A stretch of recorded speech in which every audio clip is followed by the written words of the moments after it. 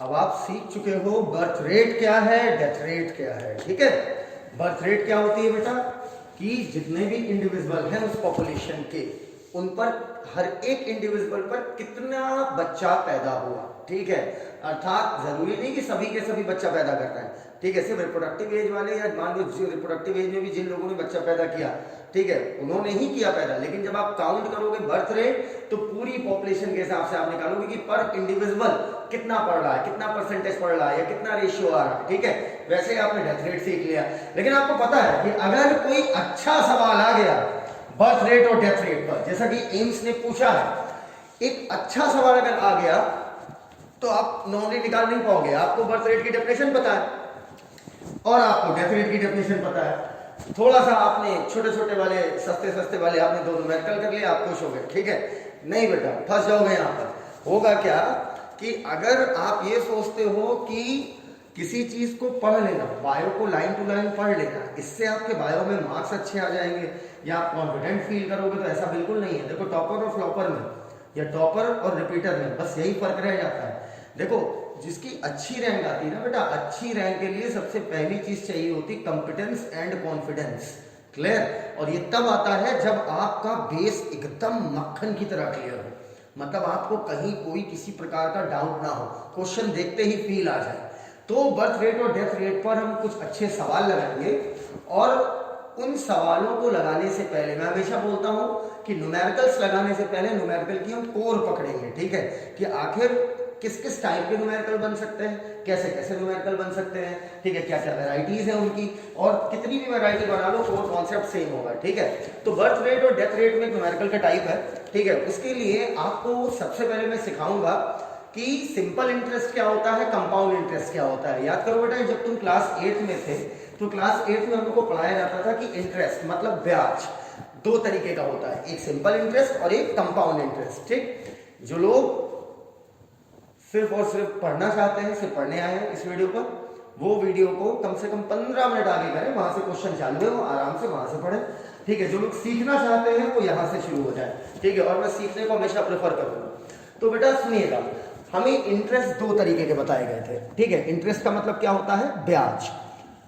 Interest बेटा दो तरीके का होता है, एक कहलाता है सिंपल इंटरेस्ट, सिंपल इंटरेस्ट मतलब साधारण ब्याज, और एक कहलाता है कंपाउंड इंटरेस्ट अर्थात चक्रवृद्धि ब्याज, चक्रवृद्धि ब्याज। ठीक है, तो अब समझना बेटा इंटरेस्ट क्या है। ठीक है, फिर हम समझेंगे प्रिंसिपल क्या होता है, उसके बाद हम बातें करेंगे इन दोनों पर और डिफरेंशिएट करेंगे और देखेंगे कौन वाला हमारे काम का है बायो के पॉइंट ऑफ व्यू से। तो समझना बेटा, मान लो मैंने किसी से 10,000 रुपए लिए, ठीक है, और 10,000 रुपए मतलब जो इनिशियल नंबर होगा जिससे आप शुरुआत कर रहे हो, रुपए क्या, आप नंबर बोलो ना सीधे सीधे। अगर मैं किसी से कोई चीज ले रहा हूं या किसी को कोई चीज दे रहा हूं, ठीक है, तो बेटा उसकी एक नंबर तो होगी ना। तो जो इनिशियल नंबर है वो क्या है आपका 10,000, और ये इनिशियल नंबर आपका कहलाता है प्रिंसिपल। क्या कहलाता है, प्रिंसिपल। अब समझना कायदे से, इनिशियल मैंने पैसा कितना लिया किसी से 10,000, और उस बंदे ने कहा ठीक है तुम 10,000 रुपए ले लो, लेकिन मैं इस 10,000 रुपए जो मैं तुम्हें दे रहा हूं तुम्हारी जरूरत के समय पे, मैं इसका तुमसे ब्याज लूंगा। और मान लो उसने मुझसे ब्याज लिया 10%। अब कुछ लोग क्या करते हैं कि चलो 10% ब्याज हो गया, अब वो इसके आगे बात ही नहीं करते ना। इसके आगे आपको एक चीज जरूर पूछनी चाहिए कि इंटरेस्ट तो 10% है, लेकिन वो इंटरेस्ट कौन सा उसने लगाया, वो ब्याज कौन सा लगाया, सिंपल लगाया है या कंपाउंड लगाया है, ये जानना बहुत जरूरी होता है। इसमें बेटा कई बार कुछ जो है अज्ञानी लोग इसमें फंस भी जाते हैं। ठीक है बेटा, समझना, किसानों को बेवकूफ बनाया जाता है इसी पॉलिसी से। वो क्या करते हैं कि पैसा दिया 10,000, इंटरेस्ट बोल दिया 10%, लेकिन उन्हें क्लियर नहीं किया जाता कि उनके ऊपर सिंपल लगा है या कंपाउंड लगा है। तो अब इन दोनों इंटरेस्ट में डिफरेंस क्या है, बहुत कायदे से समझिएगा। देखो, इनिशियल नंबर क्या हमारा 10,000 रुपए लिया, ठीक है, और कितना इंटरेस्ट इस पर लगाया गया है 10%। और मान लो टाइम पीरियड अर्थात कितने दिन के लिए मैंने पैसा लिया है, बोल दिया मैंने 3 साल, ठीक है, और इस बंदे ने मुझे बता दिया कि हर साल मैं 10,000 पर 10% पैसे एक्स्ट्रा लूंगा आपसे। ठीक है, जो एक्स्ट्रा मनी होगा वो क्या कहलाएगा आपका इंटरेस्ट, और ऐसा कितने साल तक देना है मुझे, 3 साल तक। तो जो इंटरेस्ट 10% है उसमें ये भी मेंशन करना पड़ेगा पर ईयर। भाई पर ईयर है कि पर 6 मंथ है या पर क्वार्टर है, अर्थात 3 महीने पर मुझे 10% देना है कि 6 महीने पे देना है कि साल भर पे देना है, ये भी आपको मेंशन करना पड़ेगा। तो उस बंदे ने मुझे बताया कि 10% मैं आपसे पैसा लूंगा हर साल। कितने का 10%? जितना पैसा उसने दिया है, अर्थात प्रिंसिपल का।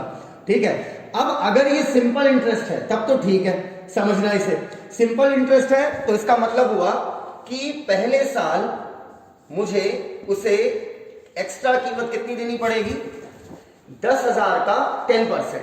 बेटा 10,000 का 10% कितना हुआ? अरे 100 का 10% कितना हुआ? 10,000 का कितना हुआ? 100। तो 10,000 का 10% कितना हुआ आपका? 1,000। तो पहले साल मैं उसे कितना पैसा दूंगा? 1,000। अब ऐसे ही दूसरे साल भी मुझे कितना देना पड़ेगा बेटा? 1,000 रुपए एक्स्ट्रा देना पड़ेगा। तीसरे साल भी मुझे उसे कितना पैसा देना पड़ेगा? 1,000। और टोटल कितना एक्स्ट्रा पैसा मुझे देना पड़ा 3 साल में? 3,000 रुपीज मुझे एक्स्ट्रा देने पड़े। ठीक है, इतनी बातें क्लियर? तो टोटल पैसा मुझे उसे कितना देना पड़ेगा? 10,000 जो उसने मुझे दिया था, प्लस इंटरेस्ट ब्याज कितना हुआ? 3,000। टोटल कितना हुआ? 13,000 रुपए। ये हो गया आपका simple interest. Clear? Simple interest में क्या हुआ? जो इनिशियल अमाउंट था, जो इनिशियल नंबर था, उसी पर ब्याज बार बार लग रहा था। ठीक है, पहले साल भी 10,000 पर मैंने 10% दिया, दूसरे साल भी मैंने 10,000 पर 10% दिया, और तीसरे साल भी 10,000 का 10% दिया। लेकिन अगर यही इंटरेस्ट कंपाउंड है तब समझना क्या होगा? कंपाउंड इंटरेस्ट का मतलब होता है इंटरेस्ट ऑन इंटरेस्ट, मतलब ब्याज पे ब्याज लगेगा। समझना, इसमें क्या था बेटा? जो इनिशियल अमाउंट था उसी पर 10% बार बार लग रहा था। लेकिन कंपाउंड इंटरेस्ट को बोलते हैं बेटा, अगर 3 शब्दों में मैं बोलूं तो इंटरेस्ट ऑन इंटरेस्ट, अर्थात ब्याज पे ब्याज लगेगा। अब इसका मतलब क्या, थोड़ा और क्लियर करते हैं। समझना बेटा, इनिशियल अमाउंट कितना है? 10,000। लेकिन उस बंदे ने मुझे कंपाउंड इंटरेस्ट देने को बोला, 10,000 पर ईयर 10% देना है मुझे। ठीक है, लेकिन देना कितना? देना किस इंटरेस्ट के हिसाब से? कंपाउंड। तो कंपाउंड इंटरेस्ट में क्या होगा बेटा? पहले साल तो चलो ठीक है, पहले साल में क्या करूंगा? 10,000 का 10% दूंगा। कितना होगा बेटा? 1,000। लेकिन अगले साल क्या होगा? 10,000 आपका इनिशियल, ठीक, जितना पैसा मैंने लिया। अब दूसरे साल क्या होगा कि जो ब्याज है वो भी जुड़ेगा इनिशियल अमाउंट में, उसका 10% देना पड़ेगा। समझिएगा कायदे से। मतलब बेटा पहले साल तो आपने 10% दिया, जितना पैसा लिया गया उसका 10% कितना हुआ? 1,000 रुपए। तो 10,000 में 1,000 पहले हम जोड़ेंगे तो कितना हो गया? 11,000। अब अगले साल मुझे 11,000 का 10% देना पड़ेगा। अब 11,000 का 10% बेटा कितना आ जाएगा हमारा? 1,100 रुपए। ठीक है, अब ऐसे ही तीसरे साल क्या होगा? ये दोनों इंटरेस्ट इनिशियल में जुड़ेंगे। ठीक है, मतलब 1,100 रुपए और जोड़िए इसमें, तो 11,000 में 1,100 रुपए अगर हम और जोड़ेंगे तो कितना हो जाएगा? 12,100 रुपीज। ठीक है, तो मतलब 12,100 रुपए हुआ। अब इसका 10% देना पड़ेगा। 12,100 रुपए का 10% कितना हो जाएगा बेटा? 12,100 रुपए, 12,100 रुपीज का 10% कितना होगा? 1,210। ठीक, अब टोटल कैलकुलेट करिए कितना रुपए मुझे एक्स्ट्रा देना पड़ा। ठीक है, 3,310, इतना रुपए मुझे एक्स्ट्रा देना पड़ेगा 3 साल के बाद। तो मतलब कितना पैसा देना पड़ेगा? 10,000 शुरुआती जो मैंने लिया था, प्लस इंटरेस्ट कितना हुआ? 3,310 रुपए अलग से, मतलब 13,310 रुपए मुझे देना पड़ेगा टोटल। इतनी बात एकदम क्लियर? अब दोनों में फर्क आपको समझ में आ गया होगा। सिंपल इंटरेस्ट में क्या होता है? जो प्रिंसिपल अमाउंट होता है, जो शुरुआती नंबर होता है, उसी पर बार बार इंटरेस्ट लग रहा होता है। ठीक है, उसी पर बार बार ब्याज लग रहा होता है। लेकिन कंपाउंड इंटरेस्ट में क्या होगा? कंपाउंड इंटरेस्ट में जो ब्याज की रकम होगी हर साल की, वो इनिशियल में जुड़ती जाएगी, फिर उस पर इंटरेस्ट लगेगा। एकदम क्लियर हो गया? साफ साफ शब्दों में क्लियर हो गया बेटा? ठीक है, जैसे पहले साल का कितना हुआ बेटा? 10,000 लिया था, तो 10,000 का 10% कितना हो गया? 1,000। लेकिन अब अगले साल का कैसे निकालेंगे? 10,000 में ये 1,000 रुपए भी जुड़ेगा, तब 10% लगेगा। क्लियर? तो बेटा जो पैसा ले रहा है उसके लिए ज्यादा नुकसानदायक कौन सा है? Compound interest. क्योंकि कंपाउंड इंटरेस्ट में क्या हो रहा है बेटा कि जो ब्याज की जो रकम है वो इनिशियल में ऐड होगी, फिर अगले साल का आप उस पर परसेंटेज निकालते हो कि अब अगले साल का ब्याज कितना। ठीक है, खुद देखो बेटा इस केस में क्या हुआ, अगर सिंपल इंटरेस्ट से मैं पैसा लिया होता किसी से तो मुझे 3000 एक्स्ट्रा देने पड़ते, लेकिन कंपाउंड से दिया तो मुझे कितने देने पड़े, 3310, मतलब 310 रुपए मुझे ज्यादा देने पड़ रहे कंपाउंड में। तो जो पैसा ले रहा है उसके लिए नुकसानदायक क्या है, कंपाउंड, लेकिन जो दे रहा है उसके लिए तो कंपाउंड फायदेमंद हुआ। ठीक है, क्योंकि उसे ज्यादा पैसे मिलेंगे अब पलट के। ठीक है, लेकिन सिंपल वाले में क्या है बेटा, सिंपल वाले में आपका इनिशियल अमाउंट पे ही बार बार आपका इंटरेस्ट लग रहा होता है हर साल। क्या इतनी बातें एकदम क्लियर हो गई है? ठीक है, तो चलिए आप डिफरेंस सीख गए हो सिंपल इंटरेस्ट और कंपाउंड इंटरेस्ट में। अब आप ये खुद डिसाइड करोगे कि बर्थ रेट डेथ रेट के जो क्वेश्चंस होंगे उनमें सिंपल इंटरेस्ट का फॉर्मूला लगा के जल्दी से आंसर निकालें या कंपाउंड का। ठीक है, तो चलो ये बताओ बेटा, जब भी आप जनसंख्या की बात करते हो, ठीक है, बर्थ रेट मान लो निकालना है आपको। ठीक है, तो बर्थ रेट की जैसे आप बात कर रहे हो, मैं यहां पर स्पेस बना ले रहा हूं।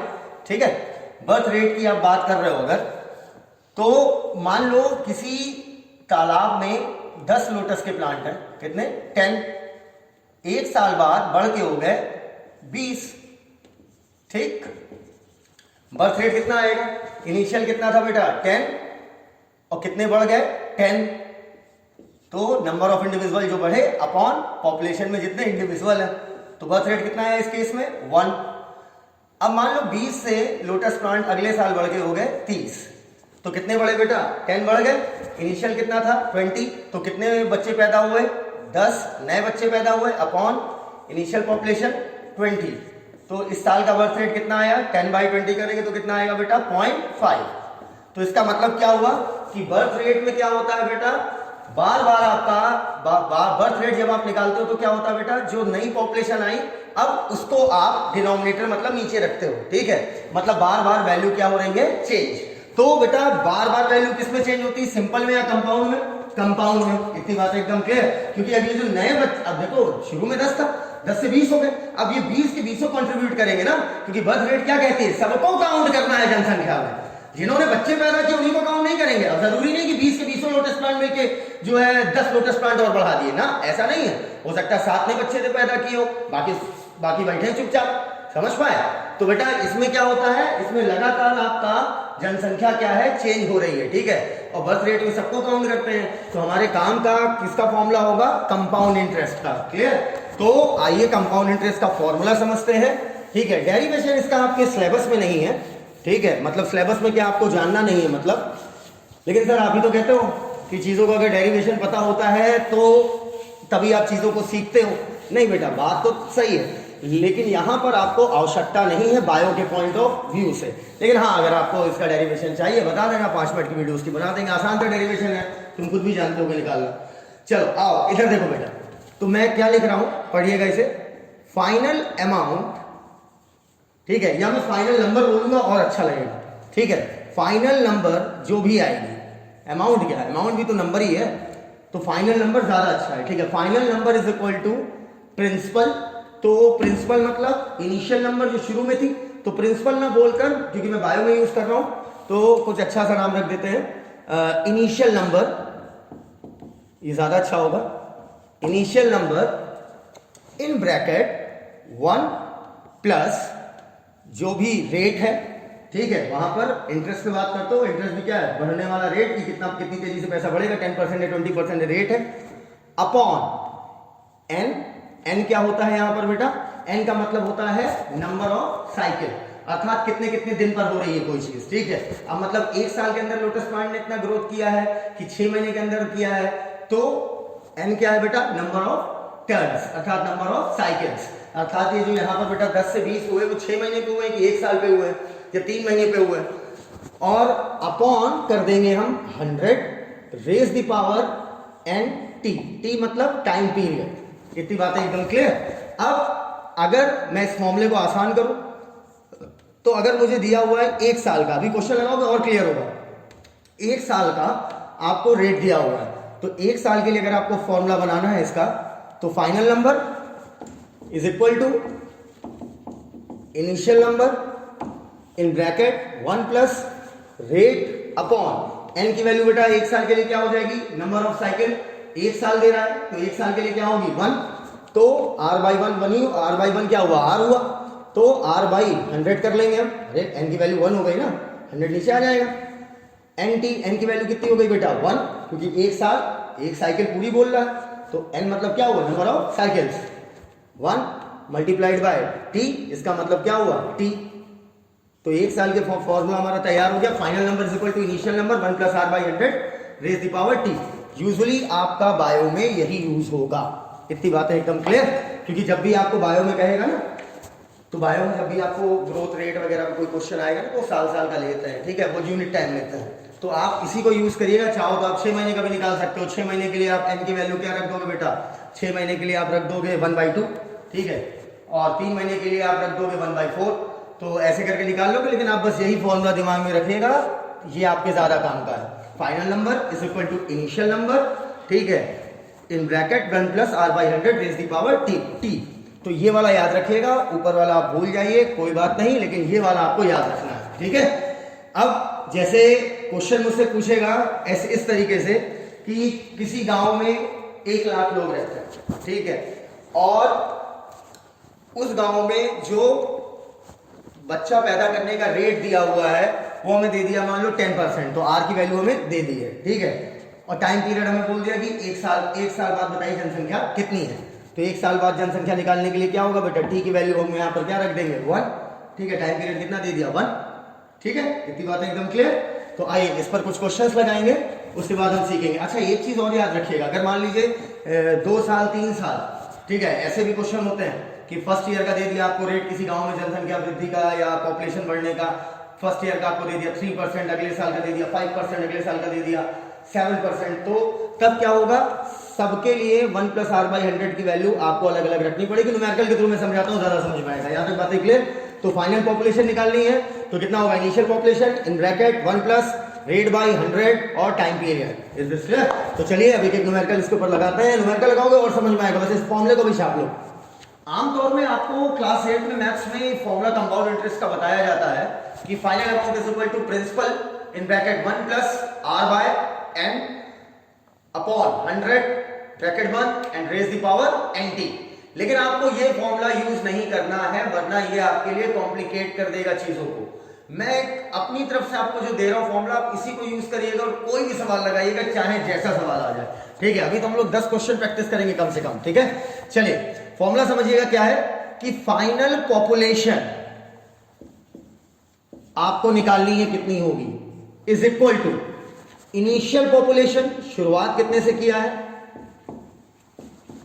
इन bracket 1 plus rate upon 100 raise the power time, अर्थात टी। क्लियर? ये फॉर्मूला कब यूज होगा, कायदे से समझिएगा, जब पॉपुलेशन आपकी बढ़ रही है, पॉपुलेशन आपकी इंक्रीज हो रही है, मतलब बर्थ रेट आपका ज्यादा हो डेथ रेट की तुलना में, ठीक है। बर्थ रेट ज्यादा होगा तो जनसंख्या बढ़ेगी। अब अगर मान लो आपका डेथ रेट ज्यादा है, मतलब जनसंख्या घट रही है, तो फॉर्मूला क्या होगा, सब कुछ से इनिशियल पॉपुलेशन इन ब्रैकेट 1, यहां पर प्लस होगा, तो जब घटेगी तो आपको यहीं पर क्या करना है, minus rate upon 100 raise the power time. ये फॉर्मूला तब आप यूज करोगे जब जनसंख्या घट रही हो, पॉपुलेशन घटेगी कब, जब डेथ रेट ज्यादा होगा बर्थ रेट से। कभी भूल जाए कब प्लस कब माइनस, तो बस इतना दिमाग में रखो बेटा, किसी चीज को बढ़ाना है तो प्लस लगाओगे, घटाना है तो माइनस लगाओगे। बस याद रखना प्लस कब लगेगा, जब बढ़ रही हो, और माइनस कब लगेगा, जब घट रही हो, ठीक है। अब इस पर हम सवाल लगाएंगे, सवाल लगाकर चीजों को और क्लियर करेंगे, बस इतनी बात दिमाग में रखना। Final population is equal to initial population in bracket 1 plus जब बढ़े 1 माइनस जब घटे rate by 100 raise the power T.